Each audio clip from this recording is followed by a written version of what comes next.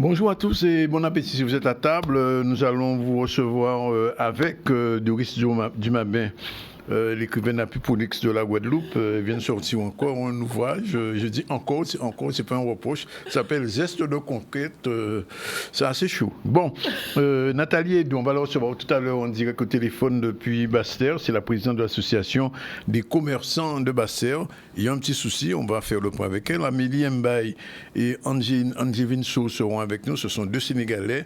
L'une est actrice, productrice, l'autre est représentante de l'association des Sénégalais en Guadeloupe. Et puis nos chroniqueurs vont suivre Diolo, Martine Fazer et Marilène Ferdi. Sinon, l'actualité, c'est les réactions de M. Abéli, de M. Chalus et de M. Attala suite au passage de Béril dans la région de Basse-Terre. Vous savez que Basse-Terre a un petit peu été bouleversé, on peut le dire comme ça, aussi bien la route de Rivière-Sens que le boulevard maritime. Les dégâts sont assez considérables et la question se pose. Qu'est-ce qui reste à faire pour que ces lieux-là soient mieux protégés? On parlera aussi du petit déjeuner du MEDEF qui a eu lieu c'était hier, conférence sur l'affaire Claude Jean-Pierre, de petits mots là-dessus. Et demain, on va recevoir les gens, les deux personnes de cette association. Et puis, on va terminer par une réunion sur l'eau ADN. Voilà un peu ce qui fait la une aujourd'hui. Merci d'être avec nous. On aura un petit focus aussi sur un musicien guadeloupéen qu'on a un petit peu oublié, il s'appelle Michel Nerpla.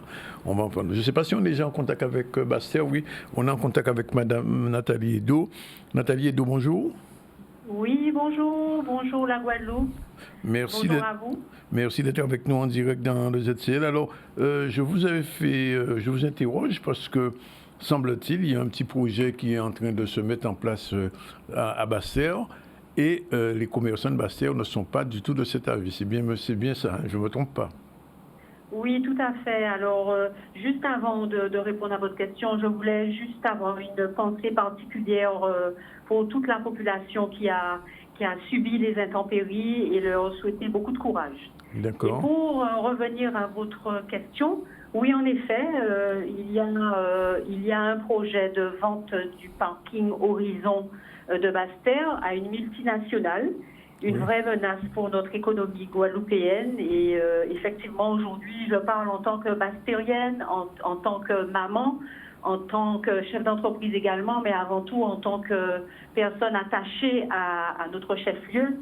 Et c'est une inquiétude que nous avons aujourd'hui, puisque ce problème, nous l'avions déjà repoussé à l'époque, il y a à peu près 10 ans, quand cette menace était venue sur le projet de Valcaner, comme vous le savez, et c'était, si vous voulez, une asphyxie pour toute cette partie du territoire qui était envisagée si jamais le projet de Valcaner se faisait. Alors, aujourd'hui, nous rencontrons la même problématique, mais encore de façon beaucoup plus difficile pour nous, puisque la menace vient directement dans le centre-ville de Basse-Terre. Alors, donc, vous parlez, Madame Edou, d'une menace. Alors, expliquez un peu en quoi c'est une menace. Alors, si vous voulez, le parking Horizon, qui est un sujet d'endettement pour la ville de Basse-Terre, risque d'être vendu à une multinationale. Et là, ça nous pose problème, parce que si une multinationale, sans citer son nom, alors qu'on l'a repoussé à quelques années de Valcaner, vient s'installer dans le cœur de ville, eh bien, si vous voulez, ça devient très inquiétant pour nous, parce que quand je vous dis menace, c'est-à-dire que ça risque d'aspirer tout le tissu économique. Oui. Alors aujourd'hui, est-ce que notre objectif, c'est de vider le chef-lieu de tout ce qui existe déjà? Est-ce qu'on a posé la question aux Basse-Terriens, à nous, chefs d'entreprise, à nous qui aimons Basse-Terre, qu'est-ce que nous souhaitons pour notre avenir? Est-ce qu'on ne mérite pas mieux que de laisser une multinationale qui a des origines martiniquaises? Je n'ai rien contre les Martiniquais, ce sont des frères, nous les apprécions énormément, mais notre économie guadeloupéenne est importante pour nous, avant l'économie de la Martinique. Donc oui, c'est un sujet très sensible, c'est une vraie inquiétude pour nous aujourd'hui et pour l'avenir de notre jeunesse. Alors, quel type d'action entendez-vous mener? Parce que, bon, on vous reçoit aujourd'hui en direct dans notre émission, mais au-delà de ça, qu'est-ce que vous faites pour contrer, si nécessaire, ce projet? Bien, écoutez, déjà nous, par le biais d'une pétition, nous demandons l'avis de la population, des clients qui viennent dans nos magasins, des commerçants, des sympathisants, en leur expliquant le problème et en essayant de recenser un petit peu leur point de vue. Parce que cette ville, nous l'aimons, nos clients l'aiment également, nos clients sont fidèles, nous pensons à nos enfants, à notre jeunesse, à notre clientèle qui nous soutient chaque jour. Et c'est, vous savez, le chef-lieu, c'est une vraie famille. Basse-Terre, c'est une ville d'art et d'histoire. Nous avons une culture qu'on doit garder précieusement. Nous avons une histoire également qui est quand même l'histoire de la Guadeloupe. Et aujourd'hui, en tant que Guadeloupéenne, en tant que Basse-Terrienne, en tant que maman, j'ai des enfants également, donc je m'inquiète également sur le devenir de nos enfants guadeloupéens. Donc c'est normal que nous, au niveau économique, sachant que nous allons être dans la transmission à notre nouvelle jeunesse, il faut qu'on puisse garder nos forces ici, nos richesses ici, tous les cerveaux s'en vont, notre jeunesse s'en va. Non, pourquoi nous n'avons pas autre chose à proposer à Basse-Terre? Basse-Terre est quand même une partie du territoire qui manque d'équilibre. Nous recherchons cet équilibre. Pourquoi les élus, et je fais appel à l'ensemble des élus pour avoir leur position sur cette vente qui risque d'être concrétisée s'ils ne réagissent pas. Je pense qu'il y a assez de structures de ce genre dans la Guadeloupe et je pense que nous méritons mieux à Basse-Terre. Nous méritons également de développer notre région autour de la jeunesse, autour de la culture, autour d'un projet local, d'un projet guadeloupéen complémentaire à ce qui existe déjà. Alors, Madame Edo, alors je vous donne un point de vue contradictoire qu'on m'a donné. On me dit que chaque semaine, près de 20 à 30% de Bastériens, comme on dit, montent à Pointe-à-Pitre pour faire des courses à Destreland ou dans des supermarchés de la région. Même pour le cinéma, j'ai eu l'occasion de discuter avec quelqu'un qui est au cinéma d'Arbour. Me disent que le cinéma d'Arbour a ouvert, mais les gens continuent à monter, entre guillemets, quand on dit monter, à aller sur Pointe-à-Pitre pour aller au spectacle. Alors, est-ce que l'action que vous menez, il ne faut pas la mener aussi au niveau des Bastériens? Absolument, et j'entends absolument ce que cette clientèle, cette jeunesse nous dit. Donc ça veut dire quoi? Ça veut dire qu'il y a un manque d'attractivité. Ça veut dire que les politiques ont pris des décisions qui nous a menés à une désertification du centre-ville. Voilà. Toutes les administrations sont parties. Notre jeunesse s'en va, puisque les entreprises aujourd'hui ne sont pas aidées. Oui. Pourquoi on n'écoute pas les forces vives? Il y a du potentiel à Basse-Terre. Nous sommes prêts à travailler autour de la table. C'est quand même le chef-lieu. Pourquoi mon magasin, sans parler du bien, pourquoi moi je reste à Basse-Terre alors que je suis sûre que si je monte vers Dotébar, je vais doubler ou tripler mon chiffre d'affaires? Oui. C'est par amour pour Basse-Terre. C'est par amour pour notre chef-lieu. Et si chaque chef d'entreprise guadeloupéen et basse-terrien s'en va du chef-lieu, que va-t-il rester de notre Basse-Terre? Donc, je fais appel justement aux députés qui sont en cours de campagne, à nos élus qui sont en charge pour leur dire il y a du potentiel. Concentrons-nous pour un plan d'action qui va permettre le développement économique de cette partie du territoire et regagner tout ce qu'on a perdu. C'est normal que les gens montent sur la Grande Terre, je peux comprendre. Hein? Oui. Alors... Nous avons des difficultés parce que nous ne sommes pas aidés. Et pourtant, je suis quand même présidente d'une association et je peux vous dire qu'on met en place de l'action, on met de la dynamique, on met du spectacle, mais avec les moyens que nous avons. Je sais. Alors, un dernier mot, peut-être pour vous faire sourire, c'est une amie martiniquaise qui était de passage en Guadeloupe récemment, qui me disait qu'à Basse-Terre, on trouve de meilleurs vêtements, de meilleures choses dans les magasins qu'à Pointe-à-Pitre. Ben écoutez, je l'embrasse de loin, parce que les Martiniquais, ce sont aussi nos clients. Ils viennent souvent pour la rentrée scolaire. J'ai beaucoup de clients martiniquais que je salue au passage et qui sont d'accord justement avec la position que nous prenons aujourd'hui aussi, puisqu'il y en a certains qui ont signé la pétition. Et effectivement, nous avons une particularité à Basse-Terre, c'est que c'est la capitale de la mode. Nous avons des boutiques de qualité qui ne sont pas mises en valeur malheureusement, puisqu'on oriente les gens vers le nord. Donc pourquoi on ne peut pas mettre les projecteurs sur Basse-Terre. Et je finis en vous disant, parce que le sujet est très important et il est long, nous avons beaucoup de facteurs que nous pouvons réactiver. Il y a différents volets sur lesquels nous pouvons travailler. Le transport, il faut mettre des plages horaires beaucoup plus longues pour que les clients puissent accéder au centre-ville. Le problème d'insécurité, il faut le dire, toute la Guadeloupe est concernée. Donc, s'il y a une désertification du centre-ville, automatiquement l'insécurité s'installe. Il faut que les clients puissent venir dans de bonnes conditions. Le manque d'attractivité. Vous voyez, il y a beaucoup de points sur lesquels nous avons des réponses. Et nous sommes prêts à discuter avec les politiques en charge. Merci, Madame Edo, pardon, et puis vous souhaite bon courage dans votre combat en espérant que vous allez le gagner. C'est un Bastérien qui vous parle.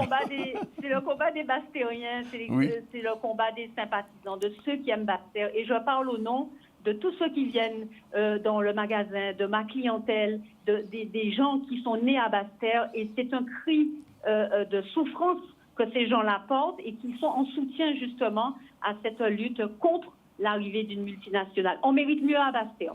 Mérite mieux à Basse-Terre. Merci. On a un potentiel. Et Merci Nathalie. Merci Nathalie. Voilà. Il est déjà 12h44 et on va parler d'autre chose puisqu'il y a une soirée romance. Et devinez avec qui? Eh bien, avec, je disais tout à l'heure, l'écrivaine guadeloupéenne la plus prolixe. Alors, quand je dis ça, je ne mens pas. L'univers de l'auteur. Alors, ça fait 1, 2, 3, 4, 5, 6, 7, 8, 9, 10, 11, 12, 13, 14, 15, 16 bouquins. Doris, bonjour, merci d'être là. 16 bonjour. Bouquins. 18. Là, c'est le 18e que je Ça, sors c'est là. le 18e? Donc, j'ai raté quelque chose. Donc, il y a 18. Vous avez commencé à écrire depuis combien de temps? Mon premier livre est sorti en 2012, Cameral, donc un roman de science-fiction. Non, et vous écrivez chaque année un bouquin? J'écris pas chaque année, j'écris tous les jours. Tous les jours? Donc, ça veut dire qu'il y a déjà quelque chose en route là? Les 2 prochains sont déjà écrits, oui. C'est pas possible. Oui. Bon, vous faites que ça? Je fais pas que ça, mais j'adore ça, c'est ma passion. Donc alors, effectivement, alors, autre chose, alors vous avez choisi un créneau particulier, le roman érotique. Pourquoi? La romance érotique. La romance érotique, pourquoi? Je pense que c'est dans l'air du temps. Je pense que les gens sont prêts. Je pense que la romance, ça fait partie de la vie. Et je pense qu'on aime et qu'on fait tout ce que j'écris dans les livres, tout le monde. Alors, dans ce roman qui s'appelle Geste de conquête, je vois sous la couverture 3 piments. Oui, c'est ça. Alors, quand il y a 3 piments, ça veut dire quoi? Ça veut dire que c'est très, très chaud. Il ne faut pas y toucher, ça brûle. Ah, ça brûle, effectivement. J'ai même pas envie de lire un passage que j'ai lu. Enfin, je lis un tout petit extrait. Pour que les gens comprennent un peu de quoi on parle. Alors, c'est Titia Dorion qui disait... ah oui. Elle poussa un cri qu'il trouva surjoué. Une actrice, ses énormes seins jaillaient aussitôt à l'air libre. Il les prit en coupe entre ses doigts. Ce qui manquait à cette Tia, ce qu'elle soit parfaite, une poitrine aussi formidable que cette demoiselle. Bon, alors, ça, c'est un petit extrait. Il y a des extraits plus pimentés que ça. Oui, on ne va pas les dire à la télé. Oui, non, on ne va pas les dire. On va laisser aux gens le plaisir de les découvrir, puisque vous faites une soirée demain, c'est ça? Oui, demain, jeudi. À la Wawa, comme d'habitude. À 18h30, c'est la deuxième fois, parce que la première soirée, c'était en février. Elle a eu énormément de succès. Il y a eu beaucoup de monde. Il y aura un peu de lecture publique? Il y aura tout. Il y aura de la lecture publique, il y aura un chanteur, Jérém, voilà. Oui, Jérém qui est présent, oui. C'est ça, qui va nous chanter de la musique très, très sensuelle. Oui, aussi. Il y aura un comédien qui va faire une mise en scène théâtralisée d'un passage du livre. Donc, vous qui avez survolé le livre, vous savez très bien que ça va être très chaud. J'imagine. Alors, autre chose que je voulais vous demander, plein d'autres surprises. Pourquoi tous les noms sont d'origine un petit peu latine, gricon, Thio, Rius, Opiter, etc. C'est ça. En fait, pour tout ce qui est science-fiction et fantastique, je m'attache à chercher des noms dans une autre dimension. Oui, des noms qui sont un peu particuliers, des noms qui sortent de l'ordinaire, pour aussi donner à l'histoire un peu plus de... Maillot, etc. Oui, c'est ça, plus de... Oui.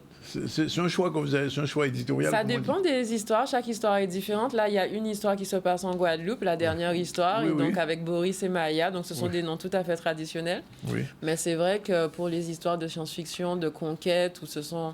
Par exemple, la première histoire, c'est avec avec Méric, Anne et Taï Médine. Oui. Et c'est une histoire qui est issue un peu de la Chine et de la conquête de l'empereur Qin, qui a voulu rassembler tous ces peuples.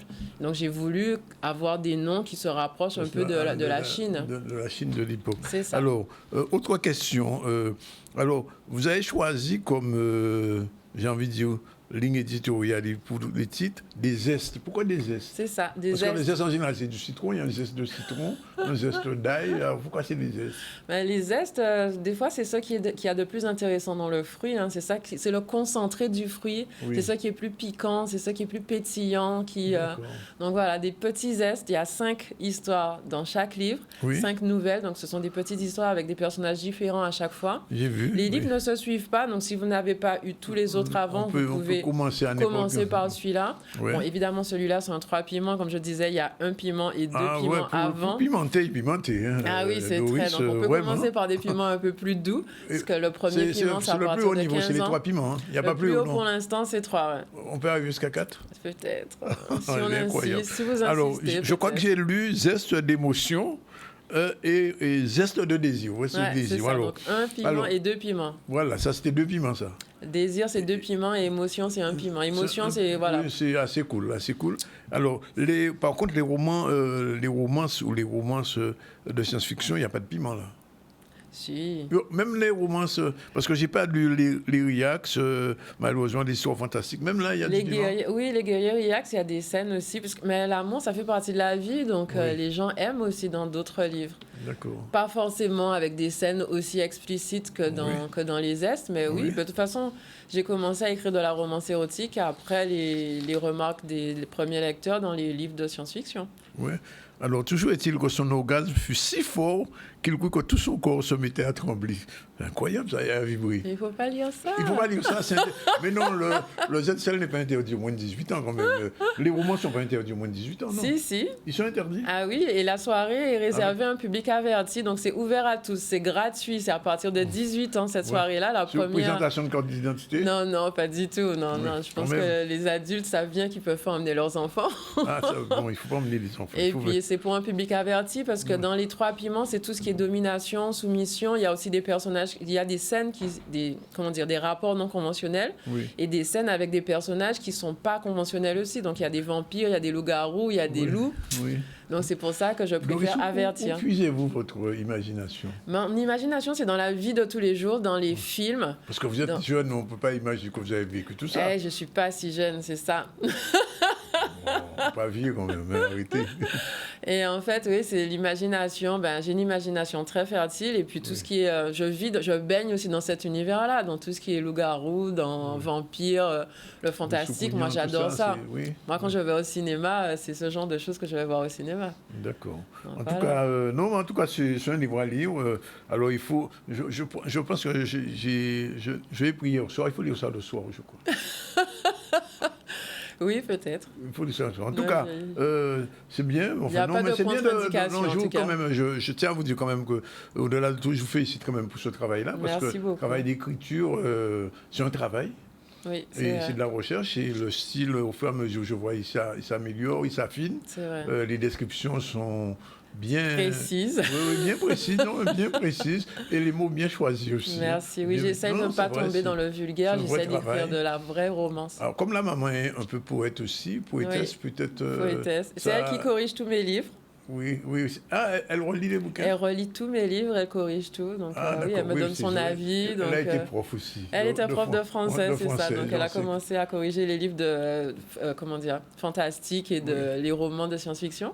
Et quand j'ai commencé à écrire de la romance érotique, je lui ai dit, est-ce que tu veux continuer à relire mes livres? Et du coup, elle m'a dit oui, il n'y a pas de souci. Choquée. Elle m'a dit, Timoun, c'est moi qui fais. Ça veut dire quoi, ça, c'est moi qui fais? Ça veut dire qu'elle sait déjà. Oui, d'accord. Elle connaît la recette pour faire les enfants. Je sais qu'elle regarde là, souvent, c'est ça. Bon, en tout cas, bienvenue. Et puis, gestion de conquête, donc demain à 4 juillet, 18h30. À la Wawa, Gosier, ouvert à tous, gratuit. Et lecture théâtralisée et musique. Lecture théâtralisée, lecture partagée, musique. Et puis, je connais aussi la voix la plus sensuelle de Guadeloupe. La voix qu'on appelle la voix du désir. Il a un podcast qui s'appelle La voix du désir. Ah bon? Donc, il y aura la voix du désir en surprise. Oui. Il y aura GRM en ouverture, un chanteur extraordinaire. Vous allez voir ça. Oui. Il y aura Patrice Turlé, le comédien, qui va faire la mise en scène théâtralisée. Et c'est un échange avec le public. Donc, il y aura des lectures partagées, etc. etc. Alors, c'est une dernière question que je voulais poser. J'ai lu seulement deux ou trois de vos ouvrages. Est-ce que vous avez pensé un jour, puisque je sais que bon, l'audiovisuel, c'est quelque chose que je connaissais aussi, en faire un film un jour? Je suis en train d'y réfléchir avec un réalisateur guadeloupéen qui est très intéressé. C'est dans l'air. Bon, je n'ai pas envie d'en parler. Pour l'instant, on y pense, on y réfléchit. Parce qu'en les lisant, je vois les descriptions, elles sont cinématographiques. C'est ce qu'on m'a dit. Les descriptions sont précises. C'est bien écrit dans ce sens-là. J'écris l'univers, j'écris les senteurs, j'écris tout. Les odeurs, ce qu'on voit, ce qu'on ressent, pour que quand vous lisez le livre, vous soyez imprégné, intégré tout à fait à l'histoire. Et on n'entre pas que dans le livre. Bon, alors, dernier point, c'est que la plupart des ouvrages de vos ouvrages sont auto-édités. Oui, je suis en auto-édition, donc vous pouvez retrouver les livres sur Internet, dorisdumabin.com. Vous pouvez me suivre sur les réseaux aussi, sur Instagram, sur Facebook. Doris Dumabin, vous aurez plus d'infos sur les livres. Et je serai en séance de signature, donc à d'Estreland, à la librairie, le samedi 13 juillet, donc l'après-midi, le 13 juillet, à la librairie Cultura. Welcome. Merci en tout cas d'être venu, Doris, et on attend le prochain. Ah ben oui, avec plaisir. À demain déjà. À demain. Voilà, on revient à l'actualité, réaction de M. Amélie et de M. Chadusé Atala, puisque je vous ai dit, Basse-Terre et la région du Sud a été un petit peu endommagée par l'ouragan. C'est pas un cyclone, c'est un ouragan. On regarde un peu les effets causés au reportage de Charlie Dagonia. Sur le Grand Sud Caraïbe, toutes les communes littorales ont été touchées, alors à des degrés plus ou moins divers. Mouillante, effectivement, ce matin, la circulation était très difficile, extrêmement difficile. Avec les services techniques, on a remis la circulation en état. Mais il reste quand même beaucoup de débris le long du littoral. Les bâtiments publics n'ont pas été touchés. Bon, la plage de Malandure a été touchée, le ponton aussi. Mais ça reste maîtrisable. Donc là, aujourd'hui, on est en train d'évaluer le coût des dégâts. De manière à voir si on sollicite, pour qu'on sollicite d'ailleurs l'état de catastrophe agricole auprès de l'État.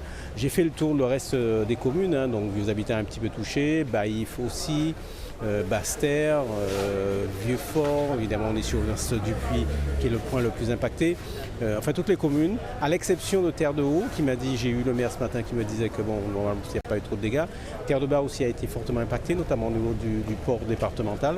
Donc globalement en fait tout notre territoire a été touché, en tout cas pour toute la partie littorale. Heureusement qu'on n'était pas directement impacté. Alors c'est vrai que de manière anecdotique, hier on était là jusqu'à toute la nuit, on a passé une partie de la nuit ici. Il y a des administrés qui nous disaient on a l'habitude de surveiller la rivière, mais en fait c'est derrière le dos que c'est arrivé, c'est la houle marine. Et là où je suis un peu surpris, c'est qu'on a toujours dit que c'était niveau jaune, pardon. Donc j'ai rappelé moi le soir même le service de la préfecture pour savoir est-ce que la météo avait changé, qu'on était passé à côté de quelque chose. Ils ont dit non, on est toujours en jaune. Mais on met toujours, nous, une équipe sur place, notamment la police, service technique, sur le site. Et on s'est rendu compte sur le terrain, les administrés aussi, que la houle était vraiment dangereuse. Donc on a décidé de suite d'ouvrir le rôle des sports qui sert de poste de secours. Un poste de commandement et de secours pour aider à les pères. On est équipé de LITCAN, d'un groupe électrogène et de suite on a insisté, la police nationale est venue en renfort, les pompiers sont venus en renfort et on a insisté pour mettre les personnes en sécurité parce que la houle commençait à menacer. C'était impressionnant hier. Moi je suis bluffé entre ce que j'ai vu hier à 1h du matin et ce matin, vraiment une grosse solidarité des équipes en place. Une solidarité bien sûr, la ville de Basse-Terre avait déjà mis sur place une benne et un tracteur qui était déjà sur place parce que pour acheminer ce genre d'outils c'est compliqué et donc dès le petit matin ils ont été opérationnels et là la rue est dégagée, la rue Jean Jaurès, c'est quand même assez impressionnant mais alors qu'on n'est qu'au mois de juillet donc il y a du souci à se faire quand même et on se pose des questions. On a eu peur de la rivière et on se rend compte que c'est la mer qui nous a surpris donc les gens, surtout les personnes qui habitent du côté de la mer qui ont tant souffert pendant Fiona, aujourd'hui encore reçoivent de la boue, de l'eau, plus de mètres dans certaines maisons. Donc nous sommes sur le terrain avec la municipalité, les services de la région, route de Guadeloupe, pour pouvoir prendre des mesures, déjà nettoyer le quartier, mais accompagner aussi les familles à nettoyer leur maison. Je reviens de l'Anse-du-Puy à Vieux-Fort, où le port a été dévasté, vraiment détérioré. il y a 3 ou 4 bateaux qui ont été ensevelis. J'ai rencontré les pêcheurs avec qui j'ai eu une réunion pour que nous puissions prendre des dispositions pour les accompagner par la suite. Je vais prendre le contact du président du CIRP, tous les pêcheurs qui ont été impactés, qui ont été sinistrés, comment on pourra les accompagner. Mais je dis encore heureusement quand même que cet ouragan ne soit pas passé sur la Guadeloupe, parce qu'avec seulement les vents très loin, voire les dégâts causés sur tout le littoral du sud Basse-Terre, je dis qu'on le chape belle. Voilà, 12h58, on prend la première pause. On se retrouve tout à l'heure avec nos prochains invités, Amélie Mbaye, Jevin Sou et Diolo Divial. Ils sont déjà tous là tout de suite.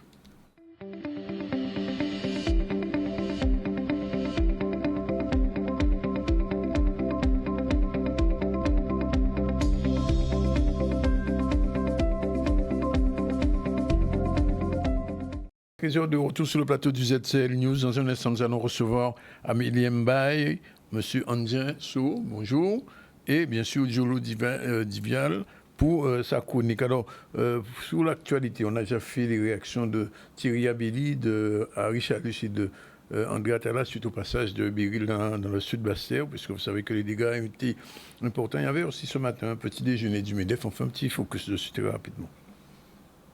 Le comité des moins de 40 de l'UDE-MEDEF, le département et SVS Consulting ont remarqué que sur le territoire, il y avait un certain besoin de pouvoir s'acculturer sur toutes les nouvelles technologies aujourd'hui, parce que la New Tech, comme on le dit, est aujourd'hui un vecteur de croissance pour les sociétés. Donc on constate que l'informatique, comme on a pu le voir au tout début dans les années 90, à l'éclatement de la bulle Internet 2000, qui était une fonction support, devient une fonction qui est considérée au même titre que le business principal d'une société. Il était important pour le département d'être présent et de soutenir ce type d'opération à destination des responsables des systèmes d'information, à la fois au niveau des entreprises mais aussi au niveau du public. C'est vraiment un partenariat privé-public où se rencontrent des spécialistes de tout ce qui va être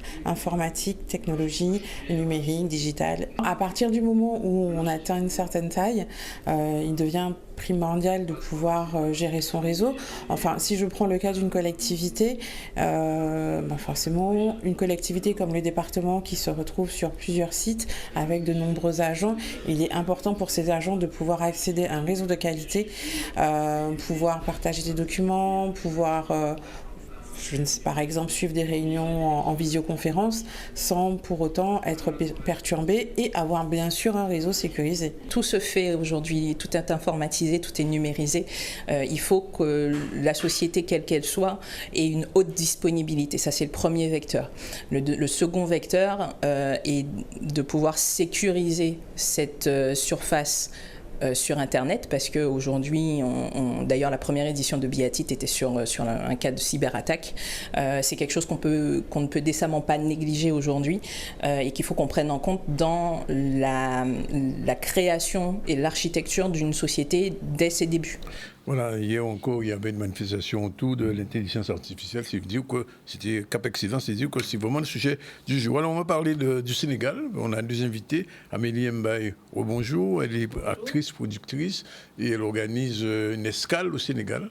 Et pour la circonstance, elle est venue avec M. Angevin Sou, représentant de l'Association des Sénégalais de la Guadeloupe. Alors, présentation de la manifestation de demain, et puis après, on va parler un petit peu du Sénégal. Alors, escale au Sénégal. Ce sera demain, jeudi 4 et vendredi 5 juillet. Donc, c'est un programme culturel que j'ai créé pour vraiment développer les échanges culturels, un pont culturel entre le Sénégal et la Guadeloupe, entre l'Afrique et le Sénégal. Et donc, ça va commencer à 16h par une exposition d'articles africains, comme ce que je porte là, bijoux, accessoires et autres. Et après, à partir de 19h30, il y aura une projection d'un film qui s'intitule Frontières, dont je suis l'actrice principale. Donc j'invite le public à venir nombreux parce que c'est un voyage qu'on va prendre du Sénégal jusqu'au Nigeria pour parler des problèmes au niveau de chaque frontière de ces pays membres de la CEDEAO. les problèmes que rencontrent les commerçants en général, au niveau de ces frontières. Et juste après la projection, échange avec le public, un débat. Alors, j'imagine que c'est une manifestation que vous avez organisée avec la mairie de Pointe-à-Pitre, c'est ça? Avec la mairie de Pointe-à-Pitre, oui. Donc, ce sera sous le patronage de M. Harry Durimel, qui a eu donc la gentillesse de m'accompagner dans ce programme, qui, j'espère, sera récurrent. Parce que cette fois-ci, ce sera escale au Sénégal, mais la prochaine fois, pourquoi pas escale au Cameroun ou en Côte d'Ivoire ou d'autres pays. C'est le début. C'est le début, voilà. C'est la première marche. Alors, je me tourne vers M. Angevin Sow. Vous êtes le représentant de l'Association des Sénégalais de Guadeloupe. Oui, alors, comment cette association s'est mise en place en Guadeloupe progressivement? Alors, l'association de Ndaye existe en Guadeloupe depuis 2006-2007. Ce sont des Sénégalais qui sont guadeloupéens, qui travaillent ici, qui ont des familles. Et ils se sont regroupés pour être en quelque sorte la vitrine de la culture sénégalaise ici en Guadeloupe. Oui. Donc c'est l'association des Guadeloupéens, des Sénégalais et amis du Sénégal. Voilà, donc nos activités en gros, c'est être une vitrine de la culture sénégalaise. Donc je peux entrer dans le détail plus tard. Alors moi qui ne suis jamais allé au Sénégal, qu'est-ce qu'il y a à voir au Sénégal? On va voir quelques images d'ailleurs en passant. Qu'est-ce qu'il y a à voir au Sénégal? Vous voulez laisser parler de la productrice? Elle a plus d'images dans oui, la tête. Oui, elle dira aussi, bien sûr. Ah ben moi, de toute façon, comme je le disais tout à l'heure, j'amène des produits ici, j'amène le Sénégal, mais donc mon frère, lui, emmène les Guadeloupéens au Sénégal. Et donc, ce qu'il y a à découvrir, bien sûr... on va commencer par... Alors, on va demander de commenter les images qu'on voit. Ça, ce sont des images donc, que mon frère a prises. Donc, Alors, ça, c'est en octobre-novembre, nous sommes allés avec un groupe de 24 Guadeloupéens. Et là, c'est dans les Bolongs. Vous voyez, on est dans les pirogues. Vous voyez, vous avez des cases à épluvion. Vous avez, c'est un village... C'est sur le fleuve, là. Voilà. Non, c'est un village lacustre. Lacustre, oui, ça c'est en Casamance, ça. En Casamance. Le fleuve Sénégal, c'est beaucoup plus. Ça, c'est une allée de Gorée, c'est typique. Oui. Ça date du premier séjour que l'on avait fait dans le nord du Sénégal. Donc, c'est une allée de Gorée. Gorée, donc l'île aux esclaves. Oui. Alors là, c'est... Ça, c'est en Casamance, donc en octobre, c'est le Kumpo. Donc, c'est une danse, c'est un rituel, c'est religieux, c'est traditionnel, c'est animiste. Donc vraiment beaucoup d'endroits à visiter, du nord au sud. Le nord, là, Saint-Louis, l'ancienne capitale de l'AOF, de l'Afrique occidentale française. Elle fut donc la première capitale avant les indépendances.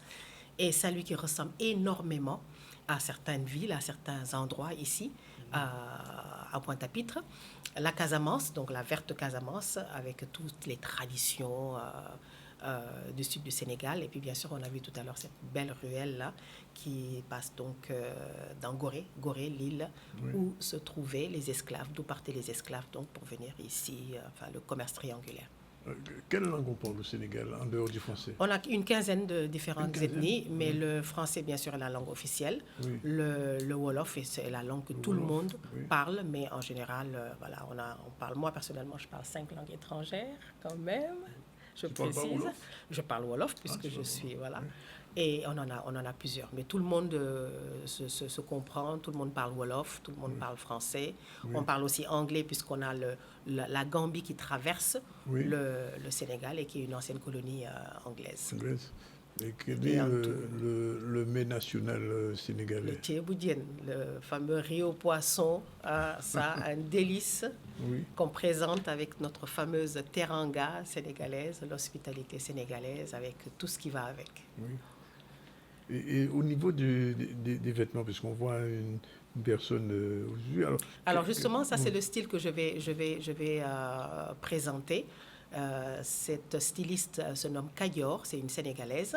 Elle a des différents styles, des boubous, des robes, des tenues qui sont aussi bien modernes, aussi bien avec le tissu africain, sénégalais, le batik, le pagne tissé, le wax hollandais, et donc des bijoux aussi qui sont en cuivre, voilà, en bronze. Le fameux kori qui était donc notre ancienne monnaie avant. Donc, au Sénégal, en Afrique même, je peux dire. Et donc voilà, ce sera vraiment beaucoup d'accessoires, beaucoup d'habits, beaucoup... Mais encore une fois, c'est vraiment, comme je le disais, c'est un pilote, c'est un test. Ce sera vraiment une première pour cette manifestation. Alors, quand on arrive au Sénégal, on voit Dakar, mais il n'y a pas que Dakar. Non, il n'y a pas que Dakar. Non, Dakar, c'est la capitale. Oui, bien sûr. C'est la capitale. Et bon, il y a de grandes villes comme la mienne, là où je suis né, Saint-Louis, qui est vraiment, qui a une architecture créole, ça s'appelait coloniale et créole, et ça ressemble à un petit village. Mais le point marquant à Saint-Louis, c'est qu'il y a un pont qui est très connu, qui s'appelle le pont Faidherbe. Et ce pont Faidherbe a été construit et monté par Eiffel. Celui qui a fait la tour. Eiffel, celui qui a fait la tour. Voilà. Et avant de passer à autre chose, je voulais faire un clin d'œil à notre spécialiste des langues. Il y a le patrimoine, dans le patrimoine mondial maintenant, on a le thiébouyen, le fameux riz au poisson, est devenu, fait partie du patrimoine mondial. Maintenant, tout le monde peut s'en accaparer. Le patrimoine immatériel de l'humanité. Voilà, de l'humanité. Voilà, ça c'est une chose. Et pour ce qui est du Sénégal, Amélie a parlé des différentes langues, ce sont des langues au Sénégal. Et j'ai pensé à vous parce que vous avez dit qu'il y a des intonations, les gens parlent plusieurs langues, etc. Et les gens qui parlent certaines langues au Sénégal, comme le Socel, etc., ils ont un éventail de phonèmes, je ne sais pas si ça vous dit quelque chose, de phonèmes, qui leur permet d'apprendre d'autres langues plus facilement. Voilà, absolument. Cet éventail de langues en phonétique ou bien en linguistique, c'est ce qu'on dit. Donc le Wolof, vous prenez Amélie, elle va vous parler anglais, allemand, italien sans aucun problème parce qu'il y a des aptitudes au niveau de la voix, la rota, le ch, le tche, que l'on a dans le Wolof. Il y a plein de sons que je peux faire et c'est ce qui la rend capable d'absorber plusieurs langues. Elle vous a dit 5 langues. Et on disait hier que vous prenez un petit gosse de Dakar, pas en Casamance, mais à Dakar, un petit gosse de Dakar qui se débrouille dans la rue, il voit des touristes, il parle italien, il parle allemand, il parle français, il parle anglais. Il se débrouille. Très facilement, vraiment. Alors, une petite question comme ça embêtante. Pour la Coupe Football d'Afrique, comment le Sénégal s'est comporté? Ne me parlez pas de choses qui fâchent. Parce que j'ai un collègue ivoirien, c'est le président de l'association des Ivoiriens ici en Guadeloupe. Chaque fois que je le vois, il faut que je lui dise bonjour champion. Parce qu'il me dit que tu m'appelles champion. Oui, je savais que c'est la question. La prochaine Coupe d'Afrique. Prochaine Coupe d'Afrique, oui, d'accord. Prochaine Coupe d'Afrique. Mais on n'a va pas compris ce qui s'est passé quand même. Non, mais on va faire back-to-back. Ah, d'accord. Vous savez ce que c'est, M. Sandrone. Back to back. Bien, Amélie, on rappelle donc au rendez-vous dès demain à partir de 16h. Demain à partir de 16h, et pas 16h heure africaine, mais 16h heure africaine ou heure guadeloupéenne? Heure guadeloupéenne, 16h. Voilà, on va commencer par l'exposition. Et ensuite, à partir de 19h, donc la projection du film Frontières. C'est un film d'Apolline Traoré et qui donc c'est un long métrage. Et je précise que ce film a gagné le prix du meilleur long métrage au Pan-African Film Festival à Los Angeles en 2019. Je suis tellement fière de dire ça à chaque fois que je parle du film. Et donc juste après le film, il y aura donc l'échange, le débat avec le public. Alors ça veut dire que cette escale au Sénégal, c'est la première édition, ça préfigure d'autres éditions? Oui, j'espère. Oui. Ouais, j'espère. C'est un pilote. On va voir ce que ça va donner pour les mois à venir. C'est un numéro 0 ou un numéro 1? Numéro 1. Un numéro 1? Oui. D'accord. Non, moi, je pose la question. Numéro 1. Numéro 1. D'accord. Bien, on va passer à la chronique de Jolo. Tout de suite son générique et c'est parti.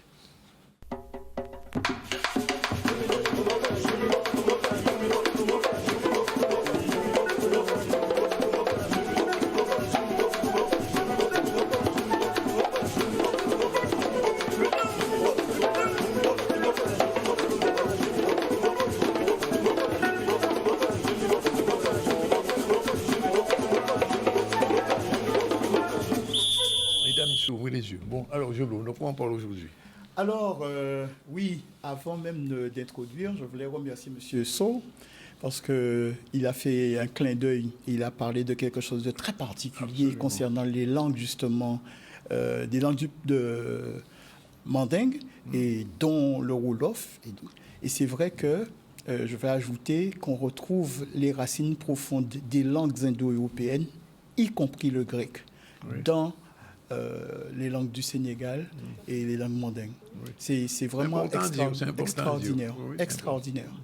Le mot pour dire le poumon, c'est le même qu'on retrouve en grec. C'est le même mot. C'est le même mot. Et c'est le même concept qui a amené tous les deux. Donc on voit bien qu'il y a eu transmission, il y a eu contact. Pareil pour la langue bretonne d'ailleurs. Oui, aussi. Voilà. Même l'anglais. Mais chaque on parle. Alors, aujourd'hui, comme on entend annoncer qu'on aurait peut-être un retour ou pas retour du Covid, on sait dans quelles conditions nous avons traversé la première période du Covid, et on sait aussi comment nos savoirs endogènes ont été décriés. J'ai profité pour faire un petit retour en arrière et pour rappeler comment la connaissance ancestrale africaine en termes de médecine avait sauvé l'humanité déjà, notamment grâce au vaudou. C'est parti. On y va. Alors, comment le vaudou sauva l'humanité? Évidemment, c'est quelque chose que quand j'introduis le sujet comme ça a de quoi faire sursauter certains. Mais effectivement, vous allez comprendre pourquoi j'introduis la question comme cela. C'est vrai que nous avons vu dans quelles circonstances nos parents se sont attachés à s'appuyer sur nos connaissances ici pour mieux résister. Et on a été heurté d'entendre cette déclaration: les Antillais refusent la vaccination à cause du vaudou. Ça, c'était la déclaration qu'il ne fallait pas faire. Quand on a une totale méconnaissance de notre vision du monde que nous avons hérité de nos ancêtres du continent et qui est comme l'ADN et qui ne disparaît pas, c'est normal qu'on s'organise. On a notre propre vision de la science, même si elle est un peu enfouie, enterrée, avec une véritable volonté de l'enterrer, mais elle est là. Les gens ont la connaissance des plantes, ils savent qu'ils peuvent aller à la mer, à la rivière. Et tout ceci avait été un peu diabolisé pour favoriser justement une seule médication et une seule qui était la vaccination. Aujourd'hui, on peut faire le bilan. Mais si ce monsieur était vraiment au fait de ce que c'est que la médecine, je pense qu'il n'aurait pas fait cette déclaration. L'ARS avait fait une déclaration de ce genre-là. Oui, la Vierge Marie et compagnie, oui. Bon, petite histoire méconnue de la médecine. Alors, on va revenir en arrière. On va d'abord voir comment ça se passait en Europe. Qu'est-ce qui a amené justement cette question de vaccination? Et ensuite, on va voir un épisode méconnu de l'histoire de, justement, la médecine. Alors, je ne sais pas si l'image est un peu figée. Est-ce qu'on peut passer à la suivante? Alors, voilà. Alors, on dit que les annales de la médecine racontent que c'est le chimiste et physicien français Louis Pasteur, qui est du 19e siècle, un pionnier de la microbiologie qui donna l'élan définitif au progrès de la médecine moderne en matière de lutte épidémiologique par la mise au point du vaccin contre la rage, et que le 6 juillet, il inocula au jeune Joseph Meister une substance étudiée par lui en laboratoire. L'enfant fut guéri de la rage. Débuta alors la formidable histoire de l'Institut Pasteur. Bon, c'était en 1885, c'est la fin du 19e siècle. Mais il y a des précurseurs. Bon, les précurseurs européens de Pasteur, on peut déjà les identifier dès le 18e siècle. Bon, entre le 17e et le 19e siècle, l'Occident ne sait pas grand-chose du monde microscopique. Il ne sait que peu de choses des microbes, des virus et de l'origine des maladies infectieuses. La théorie la plus répandue est que les scientifiques vont devoir combattre, c'est celle de la génération spontanée. Eh bien, comment apparaissent les microbes? Bon, ça apparaît, c'est comme un coup de baguette magique. Pourquoi il y a des moisissures, par exemple, sur le pain? Bon, ça apparaît. Comment apparaissent les insectes? Bon, ben, ils apparaissent simplement. Et c'est quelque chose qui est resté un peu dans l'esprit des Européens pendant longtemps. Mais la première démonstration de la nature vivante d'un agent infectieux est établie en 1687 par Giovanni Cosimo Bonomo et Giacinto Cestoni, 2 élèves de Francesco Redi, père de la parasitologie expérimentale. Ils montrent grâce à l'utilisation du microscope que la gale est causée par un petit parasite, Sarcoptes scabei. Alors, il faut dire que ces gens-là, ce sont des pionniers dans la vision générale de la médecine. Ceci est perçu plutôt comme quelque chose de diabolique et tout. Ils sont plutôt ostracisés. Alors, en 1779, Pasteur et ses collaborateurs découvrent que les poules auxquelles on a inoculé des cultures vieillies du microbe du choléra des poules, non seulement ne meurent pas, mais résistent à de nouvelles infections. C'est la découverte d'un vaccin de nouveau type, contrairement à ce qui était le cas dans la vaccination contre la variole. On ne se sert pas comme vaccin d'un virus bénin fourni par la nature sous forme d'une maladie bénigne qui immunise contre la maladie la plus grave. Mais on provoque artificiellement l'atténuation d'une souche initialement très virulente et c'est le résultat de cette atténuation qui est utilisé comme vaccin. Oui, parce que quand ils ont fait les travaux sur la variole, certains chercheurs avaient utilisé justement la variole de la vache pour combattre justement la variole de l'homme. Bon, on parle de découverte de vaccins de nouveau type. Le vaccin contre la variole n'est pas utilisé, ne provient pas d'un virus bénin fourni par la nature. Bon, eh bien, ça va nous pousser à aller voir justement ce qui se passait avant. Comment l'homme est arrivé à vacciner contre la variole? Est-ce que c'est né des laboratoires européens ou est-ce que la source est un peu méconnue? Alors, l'histoire retient que c'est Edward Jenner, médecin anglais, c'est à lui qu'on doit la première étude scientifique du vaccin contre la variole, ainsi que son introduction dans le traitement de cette maladie infectieuse. Il passe pour être le père de l'immunologie. D'accord? Ça, c'est ce qu'on connaît, c'est ce que dit l'Europe, c'est ce que dit l'Occident. Maintenant, on va se pencher sur un fait historique qui s'est passé aux États-Unis. Alors, on va passer cette image, première étude scientifique du vaccin. Il dit première étude du vaccin. Mais, en réalité, il faut comprendre que cette connaissance, elle est bien plus ancienne que cela. Bon, alors on dit première chose qu'on peut dire, c'est que Jenner n'est pas le découvreur du vaccin contre la variole, c'est faux. Il a étudié un procédé plus ancien en laboratoire, mais quel procédé? On veut le savoir. Ce procédé ancien est empirique, c'est-à-dire qu'il s'appuie sur l'expérience et l'observation, non sur la théorie. Quel est ce procédé? Quel est ce procédé qu'il a étudié? Origine africaine du vaccin contre la variole. Alors, il faut savoir que à un certain moment donné, la variole faisait des ravages aux États-Unis. Elle faisait des ravages aux États-Unis. Ils n'avaient pas de solution. Et c'est à ce moment-là que va apparaître un personnage que je vous propose de découvrir. Si on peut faire avancer un peu l'image. Voilà. Alors, nous sommes dans les années 1700. C'est les débuts de la colonisation anglaise aux États-Unis. Et elle est marquée par de nombreuses épidémies. Et le manque de médecins laisse une population esclavagiste désemparée. La variole fait de nombreux ravages et décime la population. Toutes, pas exactement. L'Occident découvre alors que certains Africains y survivent. Comment est-ce possible? On va voir avec l'image suivante.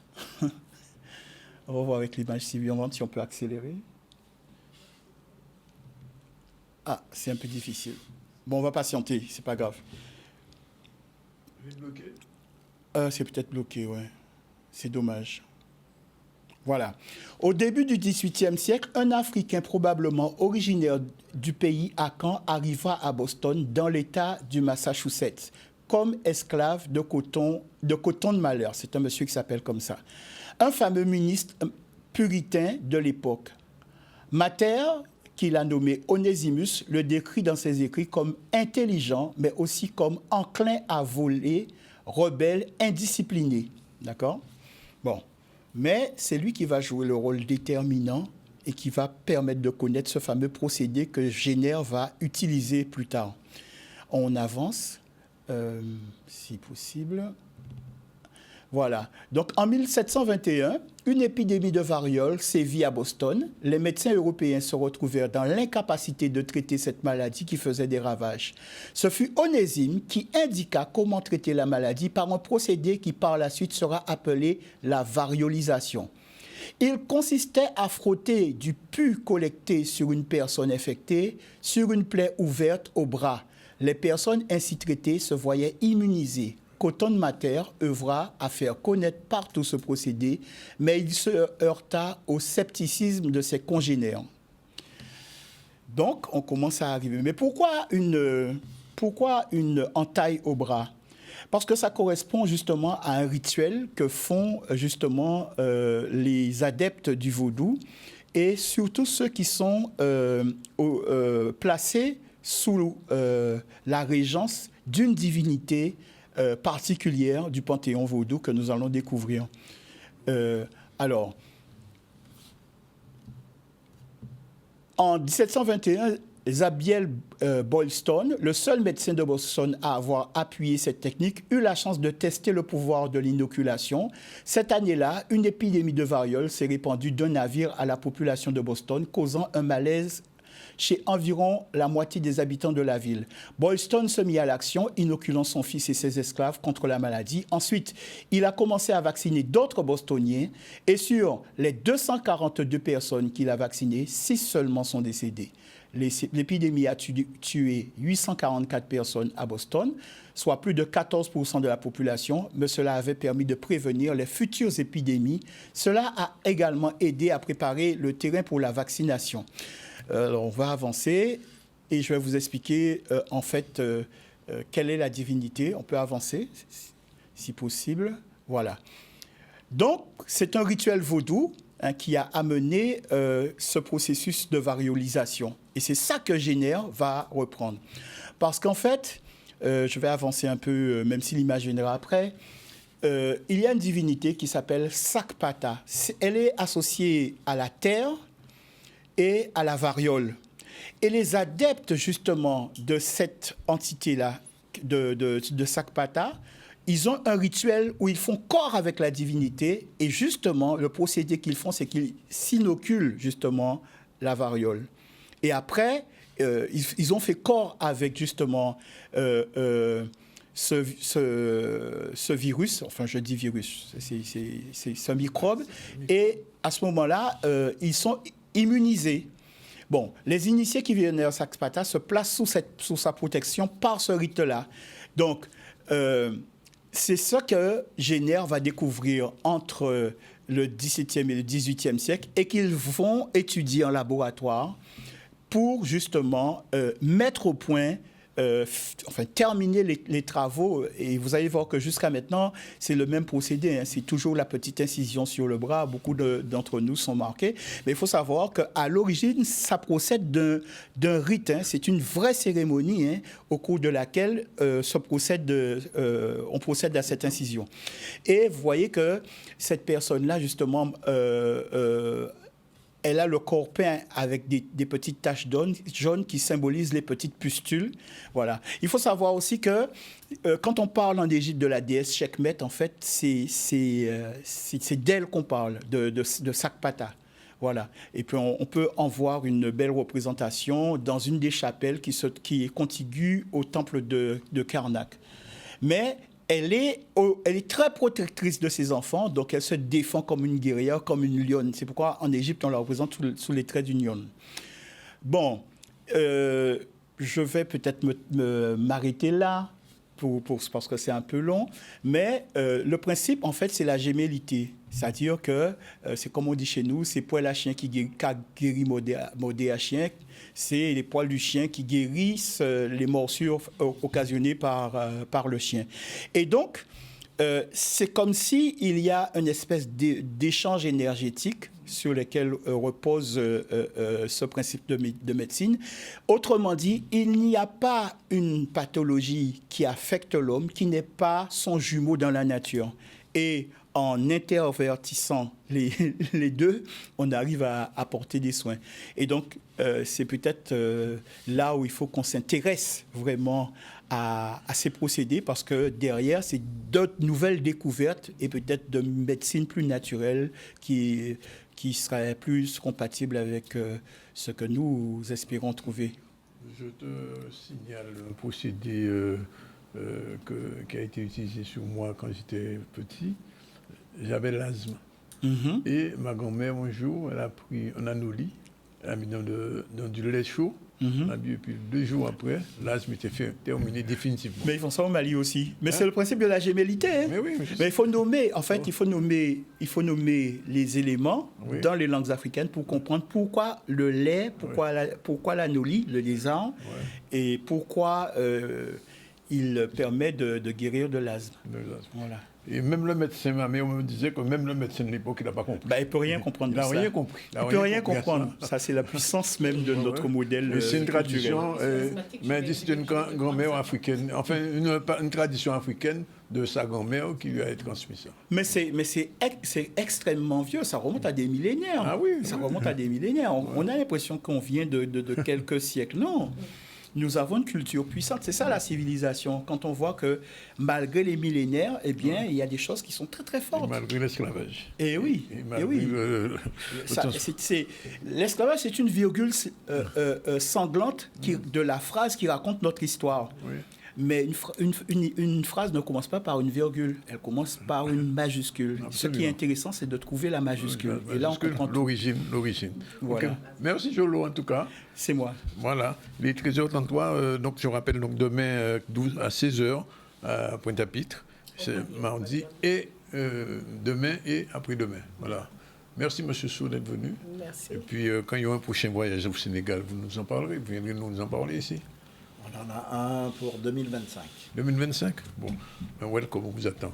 Voilà, on prend la dernière pause. On se retrouve tout à l'heure, nos derniers invités, Martine Fazer et Marilène Ferdi. À tout de suite.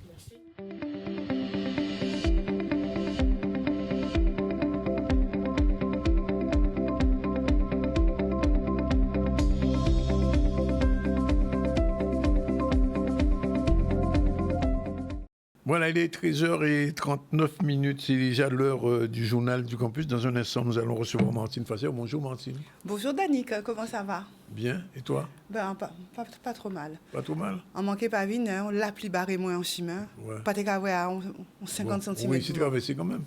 Ben, on traversait, oui, puis ils sont là. Ok, le journal du campus, c'est parti.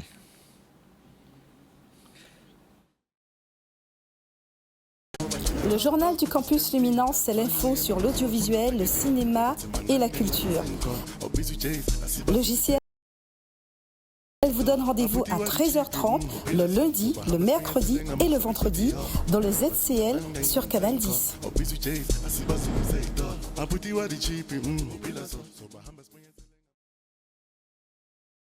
Oui, Marilène, bonjour, bienvenue au JCL du ZCL. Alors, quoi de neuf aujourd'hui? Alors, dans l'Actu Campus, on continue notre saga d'Annick, alors j'appelle ça une saga Parcoursup, puisqu'on est encore dans la phase complémentaire, on reçoit encore beaucoup d'appels de parents qui sont un peu paniqués, donc on se doit de les accompagner. On a vu dans le précédent Actu Campus, je crois que c'est celui du 26 juin, donc le dernier Actu Campus du mois de juin, que ce que ça représentait concrètement, cette phase complémentaire, qui était concernée. Alors, dans cette partie qui est la suite de la phase complémentaire, on va voir les possibilités, les orientations possibles que les candidats peuvent faire. On va voir tous les scénarios, d'accord? Alors, imaginons, vous n'êtes pas très bien classé, pas super bien classé, votre classement, c'est pas tellement amélioré entre la phase principale et la phase complémentaire. Vous avez postulé pour l'essentiel uniquement à des formations sélectives. On rappelle ce que c'est qu'une formation sélective. Ce sont des formations fortes d'employabilité qui sont les plus demandées. Donc, ça concerne les prépas, tout ce qui est prépa, tout ce qui est BTS et tout ce qui est aussi BUT, parce que ce sont des formations qui sont sous tension. Et on rappelle aussi qu'il y a certains BTS qui sont plus sous tension que d'autres. Alors, j'explique ce que c'est sous tension, qui sont plus demandés que d'autres. Alors, l'astuce, c'est quoi? Surtout quand on est le 3 juillet. Ça veut dire qu'on a déjà un mois qui est passé. C'est soit on se réoriente, donc ça je l'avais déjà expliqué dans le précédent Actu Campus. Donc on revoit, c'est toujours un peu compliqué de revoir son orientation quand on est sous pression, quand on est en stress. Ou soit on se dit, bon voilà, je vais donner un exemple concret. J'avais choisi un BTS des métiers de l'audiovisuel et j'avais choisi un BUT des métiers multimédia de l'Internet. Puisque je vais prendre 2 exemples de formations qui concernent notre filière et qui sont en Guadeloupe. Mais l'exemple que je donne est valable quelle que soit la formation, quel que soit le BTS et BUT. Alors, durant cette phase, vous pouvez, ce qu'on conseille, c'est de se réorienter, de garder son projet, puisque son projet, c'est quoi? C'est de pouvoir travailler dans l'audiovisuel et se former dans l'audiovisuel. C'est vrai que l'idéal aurait été l'une ou l'autre de ces formations. Voilà. 3 solutions, Dani. Soit vous vous rabattez sur la filière universitaire, sauf que il faut savoir que depuis la fin de la phase principale, toutes les universités parisiennes, c'est fini, elles n'ont plus de place. Terminus, tout le monde descend. C'est fini. D'accord? Donc ce n'est pas la peine. C'est vrai qu'il y avait Paris, Panthéon, Sorbonne, il y avait tout un ensemble d'universités parisiennes qui est vrai. Oubliez. C'est fini, elles n'ont plus de place. Alors, qu'est-ce qu'il reste? Alors, il reste tout le reste de la France et la Guadeloupe. Donc, il reste des gens en Guadeloupe. Vous avez la possibilité, si votre projet, c'est toujours travailler, par exemple, si votre projet, c'est de travailler dans la communication, si votre projet, c'est de travailler dans le journalisme, dans le web, vous avez une possibilité de faire la licence info communication, donc information, communication, journaliste web. Vous pouvez candidater. Elle est on n'entend pas beaucoup parler de cette licence. C'est dommage qu'on la valorise pas assez. Et elle se fait au campus de Schellcher en Martinique. Et donc, elle vous conduit à être un expert de la communication. Vous avez aussi la fameuse licence donc qui permet de travailler sur des projets culturels. Donc c'est vrai qu'on a de plus en plus de structures où on a besoin d'avoir des gens formés pour pouvoir être à leur tête. Donc vous pouvez faire cette licence au Camp Jacob. Donc c'est la licence qui se fait à l'UFR Roger Thompson et qui permet de travailler sur des projets culturels, mais aussi qui permet à tous ceux et celles qui souhaitent se lancer dans l'événementiel, ça peut être intéressant. Et la prochaine fois, le prochain Actu Campus, on verra plus en détail d'autres formations qu'on peut faire sur d'autres campus universitaires, toujours dans l'audiovisuel. J'ai presque envie de dire aujourd'hui, c'était le JCL Parcoursup Bouée de sauvetage. Bouée de sauvetage. Alors, autre chose, juste une information. Oui. Alors, il y a une très bonne licence à Marseille, à l'Université de Marseille, mais aussi à Toulouse. Donc, déjà, regardez ça. Et le prochain Actu Campus, je vous promets, ou soit un Zoom, on va vous donner d'autres universités intéressantes où vous pouvez postuler. Et j'ajoute que quand un étudiant part à Marseille, à Toulouse ou à Aix, qu'il pense à revenir en Guadeloupe. Alors bien sûr, il faut savoir qu'il y a de plus en plus d'opportunités chez nous. Alors il faut savoir que la Guadeloupe, dans le secteur du cinéma, est la 3e région la mieux placée. Donc vous aurez des opportunités pour venir chez nous. Merci Marielle. Marilène, oh là là, c'est il a vraiment du mal. Je l'ai encore refait. On se revoit donc vendredi pour le Zoom. Alors on se revoit tous les vendredis pour le Zoom à 13h30. Voilà. Le journal du Campus Luminance, c'est l'info sur l'audiovisuel, le cinéma et la culture. Le JCL vous donne rendez-vous à 13h30 le lundi, le mercredi et le vendredi dans le ZCL sur Canal 10.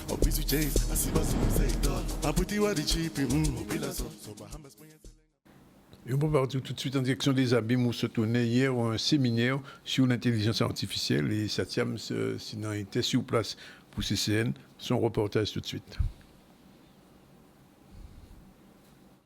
Alors aujourd'hui, nous sommes réunis aux Abîmes, les encadrants, les managers de Cap Excellence, puisque le président Éric Jalton a souhaité que ces managers puissent réfléchir autour des pistes d'amélioration de la qualité du service public délivré par Cap Excellence à ses administrés des territoires des Abîmes, de Bimao, de Pointe-à-Pitre, mais plus largement pour la Guadeloupe, puisque compte tenu de sa position centrale, Cap Excellence travaille également pour l'ensemble des Guadeloupéens.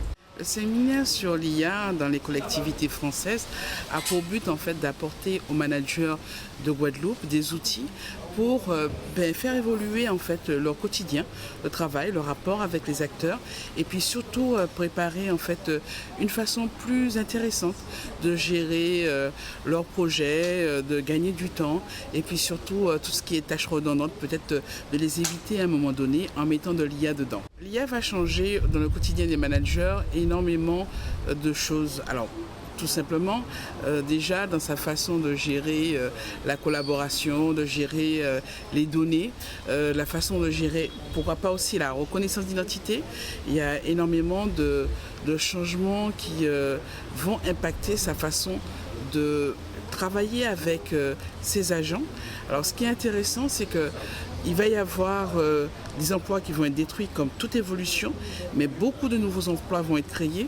Et donc c'est important que dès aujourd'hui, les managers puissent anticiper ces changements, ces évolutions en se formant, en préparant aussi l'IA pour leur collectivité et pas simplement subir avec juste l'adoption d'outils qui ne sont pas adéquats. C'est des nouveaux emplois qui vont être créés très clairement au sein de ces collectivités et ces administrations.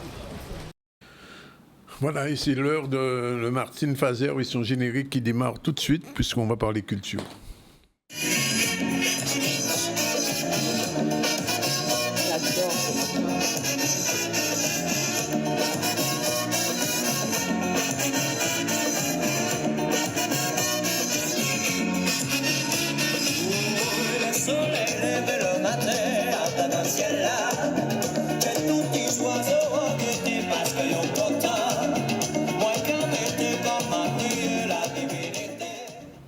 Martine, bonjour. Rebonjour Danick, tout va bien? Yes. Okay. À part le cyclone qui passait à Bastère, mais enfin ça va. Et ça a quand même causé quelques débats, oui, ça a bien bouleversé le sud. Oui. Fausse pour tous les habitants qui ont été touchés, parce que c'est toujours dramatique lorsque ça arrive. La route de Vieux-Fort, tout ça. Mais enfin bon, nous capotons mon œuvre. Nous capotons mon œuvre. C'est là, nous toujours plus fort. C'est là, il faut y aller. Quand il faut y aller. Tout cas, rebondir. Alors, je vais commencer par dire bonjour à tous les téléspectateurs, les auditeurs, à toute l'équipe et aux quelques personnes qui me suivent maintenant, puisque effectivement, j'ai aussi mon fan club. Des followers, donc un petit coucou à eux. Mais comme tu parlais tout à l'heure de solidarité, Danick, malheureusement, je vais commencer ma chronique par un petit coup de colère. Oui. Un petit coup de colère pour dire que ce dimanche, avec un grand groupe, nous sommes allés faire un nettoyage sur le littoral, et plus particulièrement à Lens-Sainte-Marguerite au Moule. Et Danick, je suis toujours effarée, à la fois d'entendre d'un côté la Guadeloupe c'est en nous, et de l'autre côté de constater qu'il n'y a pas vrai. Parce que si c'était en nous, nous pas été mal propres comme ça. Nous avons ramassé des tonnes et des tonnes et des tonnes d'ordures, de bouteilles. Le rhum est le grand maître de la plage, mais les bouteilles en plastique, les canettes, les déchets. Guadeloupe est un Guadeloupe. Sac en plastique, malpropreté, roue à l'auto. Mais si ça peut descendre juste là, j'étais dit, aïe à la déchetterie. Si ça peut descendre juste là pour déposer roue à l'auto, aïe à la déchetterie, c'est pas possible quand tu vois le cheminement qu'il faut faire. Donc je suis fâchée de voir que nous ne prenons pas soin de notre pays. Et je vais dire quelque chose qui va peut-être choquer, mais il faut le dire. Il faut le dire parce qu'il faut nous prendre conscience. Le pays là, c'est en nous. C'est ça nous qu'à transmettre bas petit temps. Nous autres ne pouvons pas laisser malpropreté gagner comme ça et laisser moun déwa venir nettoyer bazote. C'est ça, malheureusement. Nous t'es combé nègres. Et excusez-moi quand je dis nègre parce que vraiment pas t'es content. Nous t'es combé. On t'y poigné pendant ces temps nous flot de moun qui pas même connaître encore la Guadeloupe, yo sorti rivé, yo touristes, c'est eux qui viennent ramasser malpropreté en nous. Ça pas déranger les autres. Alors amis, famille, arrêtez ça. Propreté pays azote, respectez. C'est azote, c'est ta petite azote. Arrêtez jeter, nous ni des déchetteries qui sont gratuites, nous ni des poubelles, nous ni des bennes, nous qu'à trier. Arrêtez ça. Voilà, ça c'était mon petit coup de colère. Nécessaire. Il faut dire ça plus souvent. Et on dit chaque fois à présent, parce qu'en cas on me dit tout partout, à 6 plages, c'est pas normal. Donc voilà, après mon petit coup de colère, je reprends mon sourire pour la suite et je vais parler d'appel à candidature. La ID Med Factory à Saint-Martin de Guadeloupe lance un appel à candidature en partenariat avec la DAC, Direction des Affaires Culturelles, pour faire un regroupement. Alors, je vais d'abord expliquer ce qu'est EdMed Factory. C'est un regroupement d'artistes qui vivent ou non à Saint-Martin, qui a été fondé en 2010 par une personne qui s'appelle Florence Poirier, NPK. Et ce lieu où elle a ouvert le TAC, c'est un genre de laboratoire artistique, un centre d'accueil d'artistes en résidence pour travailler, pour faire de la recherche artistique. Et donc, pour les artistes qui sont membres de ce lieu, eh bien, pour eux, c'est se rencontrer avec d'autres artistes qui viennent d'ailleurs et pour favoriser des échanges, confronter leur expérience, leur pratique artistique, les enjeux du moment et donc tout cela autour d'une résidence. Donc, pour répondre à cela, ils lancent un deuxième appel à candidature à l'attention donc des artistes, français ou étrangers, de toute nationalité d'ailleurs, vivant en Guadeloupe ou non, ou aux Antilles ou non, et travaillant dans la Caraïbe, mais enfin, c'est ouvert à tous. Et cet appel à candidature, c'est maintenant. Je crois qu'il reste une 50aine de jours pour y répondre. C'est tout ce qui... pour les artistes qui concernent le dessin contemporain, traditionnel, les estampes, le collage, etc. Donc, comment faire? Il faut savoir que pour le candidat qui sera retenu et qui sera lauréat, recevra une bourse de 2 500 € qui sera attribuée pour financer sa venue en résidence de recherche à Saint-Martin au TAC, donc le centre d'art qui est situé là-bas. Et donc, ce lieu de résidence, c'est vraiment un espace de travail où vous allez pouvoir créer. Bien, ce n'est pas un logement, donc il vous faudra trouver un logement sur place, mais en vous connectant sur la page de la Direction des Affaires culturelles, vous allez trouver toutes les informations concernant cet appel à candidature, cet appel à projet pour les artistes vivant en Caraïbes ou non. Et vous aurez donc la possibilité de télécharger le dossier d'inscription pour participer à cette résidence éventuellement. Toujours en parlant d'artistes, cette fois-ci, je vais parler d'une artiste que j'aime beaucoup, que j'avais fait venir sur un des festivals du graffiti, qui s'appelle Amy Gutiérrez, et elle est d'origine guyanaise. Elle est actuellement en Guadeloupe, autour d'une résidence qui a duré du 12 au 22 juin. Et maintenant, il y a une exposition, très large exposition, où Amy Gutiérrez, plasticienne, participe aux côtés de nombreux autres artistes. Donc, exposition qui est ouverte du 2 au 31 juillet 2024, et c'est au Creole West Indies. C'est à Saint-François, cette galerie. C'est une exposition collective d'art contemporain qui regroupe quand même de sacrés noms d'artistes. Au-delà de Amy, on va y retrouver également Féliline Ludcol, on va y retrouver Jean-Marc Hunt, on va y retrouver Thierry Allais, François Piquet. On va retrouver Yellow, Benito, Pupo, plein d'artistes que vous connaissez ou que vous allez découvrir, Stan également, Steve Moïse et Stick. Donc tous ces artistes ainsi que Jérôme Jean-Charles sont présents et d'autres encore sont présents à cette exposition qui est ouverte dès maintenant et jusqu'au 31 juillet que vous pourrez voir donc à la galerie qui s'appelle Creole West Indies et c'est à Saint-François. Comment s'appelle l'artiste? L'artiste, c'est Amy Gutiérrez. Gutiérrez, voilà. Voilà, G-U-T-I-2-R-E-Z. Voilà. Et elle participe donc à cette exposition collective. Allez, on quitte le côté art, mais finalement, on n'est pas très très loin de cela puisque nous allons partir en livre. Partir en livre, c'est un festival itinérant pour les petits et les grands et qui en est à sa 10e édition. Partir en livre, là, ça a commencé déjà depuis le 19 juin, ça va aller jusqu'au 21 juillet. C'est un événement national qui est porté à la fois par le ministère de la Culture, mais également par le Centre national du livre. Alors, en quoi ça consiste? C'est des dizaines et des milliers, des centaines et des milliers d'événements qui vont se faire sur le territoire national, mais également en Guadeloupe, sur la Caraïbe, autour du plaisir de lire, découvrir le livre, faire aimer le livre, la lecture, pour les petits, pour les grands, c'est dans toute la France hexagonale.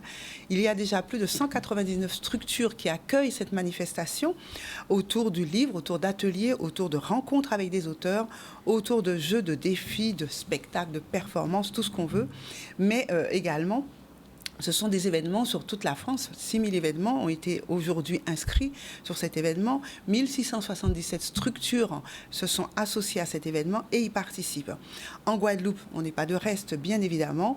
C'est également beaucoup d'initiatives sur tout le mois de juin et juillet. Beaucoup d'initiatives sont déjà passées, mais vous avez encore quelques possibilités en vous approchant du Facebook de Partir en livre. Vous aurez tout le programme, également sur le site du conseil départemental, également au niveau de la DAC, où vous allez pouvoir également oh là là, comment on dit, faut télécharger, voilà, je cherchais mon mot, télécharger le programme. Mais je vous dis d'ores et déjà que vous avez des rendez-vous à Grandbourg, ça c'est le 10 juillet, le 12 juillet, vous avez également des rendez-vous vous allez avoir des rendez-vous également à Saint-François, mais allez sur la page Facebook, beaucoup d'infos et tout le programme de cette manifestation qui s'appelle Partir en livre, qui est là aussi bien pour les enfants que pour les grands, et avec cette particularité cette année, puisque nous sommes dans une année du sport, eh bien Partir en livre, c'est aussi du sport. Vous allez découvrir donc des petites performances qui sont réalisées autour de cette thématique. Allez, aujourd'hui, maintenant, on va partir dans un petit agenda, parce que ça, c'était vraiment des événements qu'il faut suivre. L'agenda, eh bien, on va rire après avoir pleuré tout à l'heure. Le 5, Paroles pourries, à l'auditorium de Basse-Terre, avec des comparses que nous connaissons tous maintenant autour de cela. C'est le 5 juillet, à 20h, à l'auditorium de Basse-Terre. Et c'est pour rire, pour se dégourdir la gorge, pour se muscler les joues, faire travailler nos zygomatiques, parce que figurez-vous que le rire fait travailler 300 et quelques muscles, alors que lorsqu'on fait la gueule, il n'y en a que 2 qui travaillent. Cherchez l'erreur. Il vaut mieux rire, hein? Oui, on peut pleurer, oui. Victor O, qui est un artiste que j'aime beaucoup, chanteur d'origine martiniquaise, mais qui vit en Guadeloupe, et je crois qu'il ne vit pas très loin du moule. Il sera au Casino du Gosier le 5 juillet aussi. C'est un événement Casino du Gosier. Malheureusement ou heureusement, faites attention, quand vous allez au casino, vous le savez, il faut la pièce d'identité, il faut la présenter à l'entrée pour pouvoir rentrer dans un établissement, et c'est un établissement qui est réservé aux majeurs. Donc, tout le monde ne peut pas y aller, mais en tout cas, une belle manifestation en perspective avec la douce voix très très chaude de Victor O. Et c'est présenté par Tempo Jazz Créole. Alors attention, pensez à la pièce d'identité si vous y allez. Allez. On met en avant quoi maintenant, Danick? Un orchestre. Un orchestre qui est constitué de jeunes talents